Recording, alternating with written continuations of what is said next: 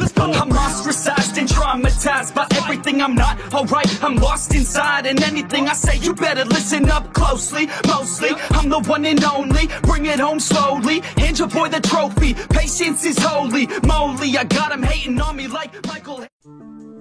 Yo, konnichiwa. Video ini adalah volume yang udah pernah Mimin bahas, karena banyak yang minta Mimin buat ngebahas ulang sambil nunggu-nunggu volume terbarunya. Dan setelah Mimin pikir-pikir, kayaknya nggak apa-apa kalau kita bahas ulang dengan rangkuman baru, daripada Mimin stop ngonten Tensura. Tapi buat yang nggak suka ngulang cerita bisa di skip aja.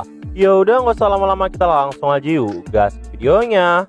Cerita dimulai. Di sini diketahui, meski kemungkinan iblis Testarossa, Ultima, dan Carrera menang tuh kecil banget, Felgreen waspada karena di dunia ini kemungkinan ada beberapa iblis yang mampu mengalahkannya, karena pada dasarnya ada salah satu iblis primordial yang pernah mencapai puncak kekuatan ras tertinggi. Dan yang diketahui saat ini tidak lain adalah Geek Crimson. Jadi, Felgreen pun menganggap ada kemungkinan iblis primordial juga punya perkembangan yang bisa menyaingi ras True Dragon. Karena itulah, Felgreen pun menawarkan untuk bekerja sama sebelumnya. Karena Felgreen yakin 3 iblis primordial bisa digunakannya dalam pertarungan melawan Felzar.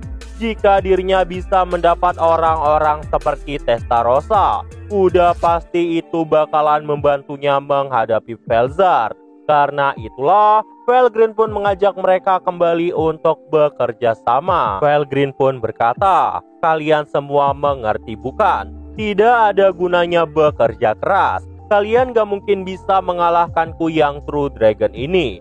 Jadi tidak ada gunanya melanjutkan pertempuran. Jadilah pasukanku. Aku akan menjamin kebebasan kalian setelah itu." Karena kesal dengan perkataan dari Felgreen itu, Testarossa yang marah pun berkata, "Kau memintaku mengkhianati Tuan Rimuru. Itu adalah lelucon yang sangat tidak lucu." Carrera juga berkata, "Bukankah kau benar-benar membenci kami? Dan harusnya kau tahu iblis nggak akan pernah mengingkari perjanjian mereka. Atau kau mau minta itu karena kau yakin tidak bisa mengalahkan kami bertiga?" Ultima saat itu juga berkata, "Memang ada beberapa iblis yang bisa bernegosiasi. Kita akan bertindak untuk mendapatkan keuntungan yang lebih banyak. Tapi bagi diriku, mengkhianati sosok Tuan Rimuru lebih buruk dari kematian." Karena saat itu iblis-iblis Rimuru sangat marah, mereka pun melepaskan serangan gabungan Mahadasyat.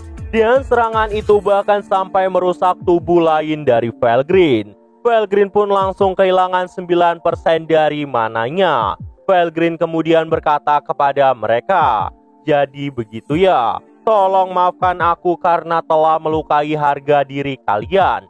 Kalau begitu, mari kita lanjutkan pertarungan kita sebagai musuh." Felgreen pun saat itu kembali menciptakan tubuh lain yang baru. Dan waktu pembinasaan pun dimulai. Namun sayangnya scene saat ini berpindah ke tempat Raja Gazel. Raja Gazel yang melihat Gravity Collapse dari kejauhan itu pun jadi kaget banget. Dia pun langsung mengajak pasukannya untuk menyerang ke tempat Kazarim yang saat ini sedang melakukan ritual kebangkitan. Namun mereka tetap harus menjaga jarak, karena saat itu terdapat gelombang gravitasi yang mengamuk di tempat itu. Runtuhan gravitasi yang diciptakan oleh Felgreen sepenuhnya juga mulai mengisolasikan efek yang ada di sekitarnya.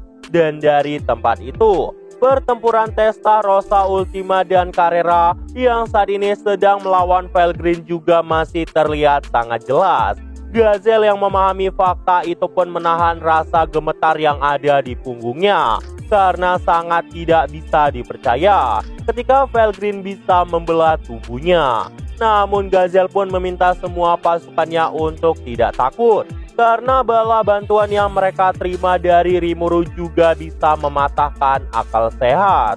Gazel yang tidak mau menyerah itu pun menjadi lebih berani. Gazel pun berkata di dalam hati, bahkan iblis-iblis itu aja bisa sesemangat itu membela wilayah kami. Bagaimana bisa aku yang raja ini mengatakan hal yang menyedihkan seperti itu?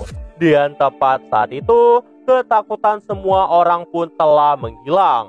Mereka pun sampai di pilar merah sejati, sebuah padang rumput yang berserakan pasukan besar di tempat itu, dan terlihatlah percikan darah yang sangat banyak dari korban-korban perang yang ada di tempat itu. Juga terlihat beberapa orang dari pasukan musuh yang ada di sekitar kumpulan mayat itu. Salah satunya adalah Tatsuya Kondo. Letnan kekaisaran itu sepertinya melepaskan aura kehadiran yang sangat luar biasa. Kondo pun saat itu langsung melihat ke arah Raja Gazelle. Dan ada juga Footman Tiar serta 30 rekan dari Yuki. Ada juga hampir 50 kesatria penjaga Kaisar Rudra. Itu adalah kelompok tempur yang sangat mengerikan. Dan gak lama setelah itu, Tatsuya Kondo pun langsung mendekat ke arah Raja Gazelle. Kondo berkata, "Aku adalah kepala dinas intelijen dari Kekaisaran Timur. Saya merasa terhormat bisa bertemu sama Raja Gazelle yang memiliki reputasi sebagai pahlawan." Gazelle yang mendengar itu pun juga berkata, "Itu tidak buruk. Kau lawan yang menarik. Ayo tarik pedangmu sekarang." Pasukan Gazelle saat itu juga langsung bersiap untuk bertarung melawan pasukan kekaisaran yang ada di tempat itu. Mereka saat itu menggunakan serangan udara. Namun gak lama setelah itu, terdengarlah tawa yang bergema. "Maaf karena aku terlambat. Ayo kita nikmati pertempuran ini pasukanku." Itu adalah suara dari Gabir. Para naga terbang dari Gabir itu juga nggak datang sendiri. Mereka membawa robot guardian labirin yang saat itu berjumlah 100. Dan semuanya telah sampai ke medan perang.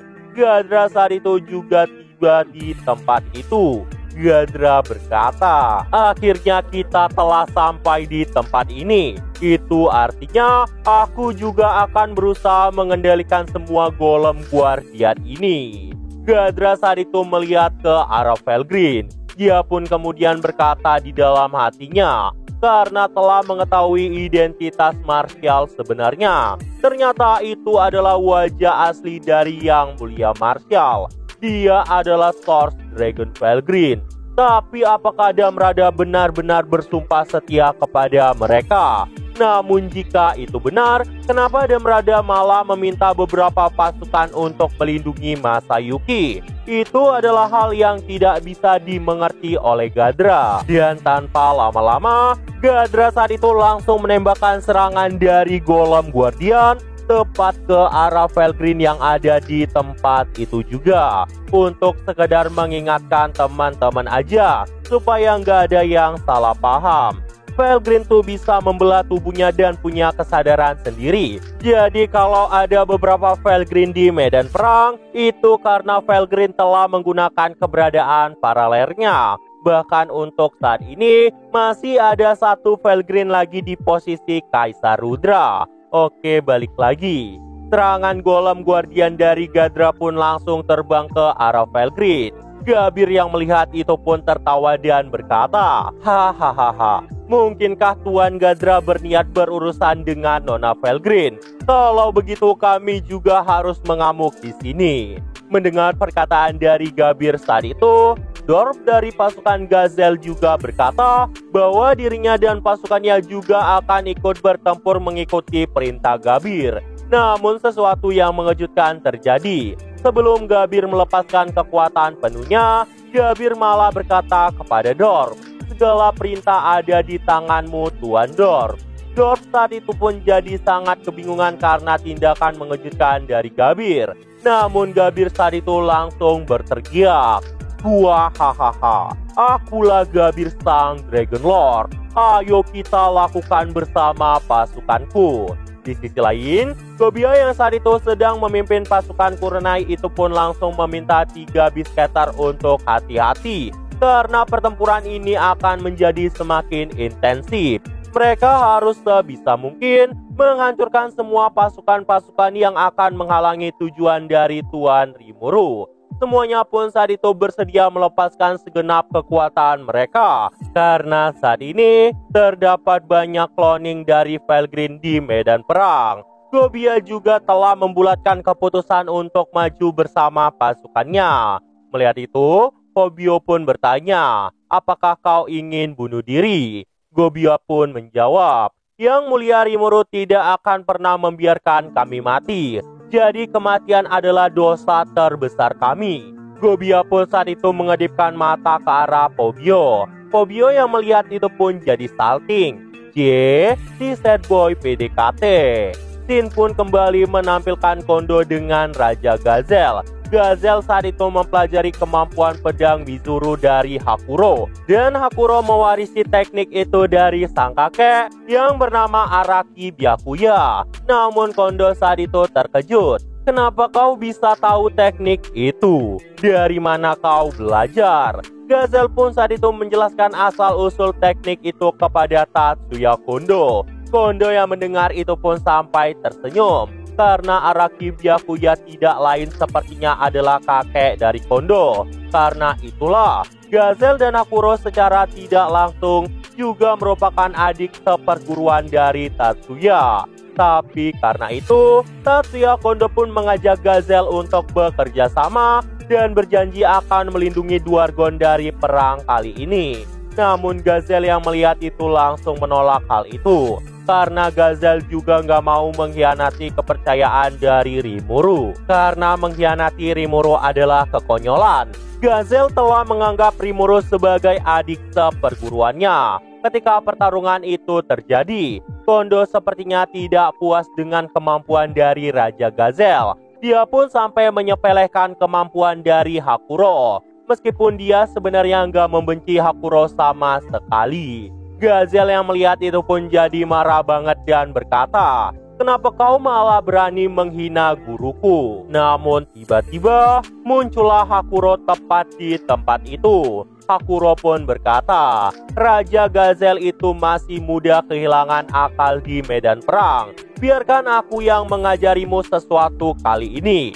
Jadi tenanglah dan lihat aku bertarung. Mendengar perkataan dari Hakuro, Raja Gazel pun saat itu langsung mematuhinya. Setelah Kondo melihat kekuatan dari Hakuro, dia pun langsung melesat menebaskan pedang dengan sangat cepat. Namun sesuatu yang sangat mengejutkan pun terjadi. Hakuro juga melepaskan pedang tersembunyi untuk menangkis serangan dari Tatsuya Kondo itu.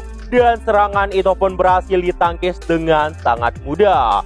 Melihat hal itu, Tatsuya Kondo pun menjadi lebih senang. Kondo berkata, ternyata kau bisa menangkap serangan itu. Ini akan jadi lebih bagus dari pertarungan sebelumnya. Nah, jadi itu aja untuk pembahasan kali ini. Dan tunggu video-video gua selanjutnya dan see you!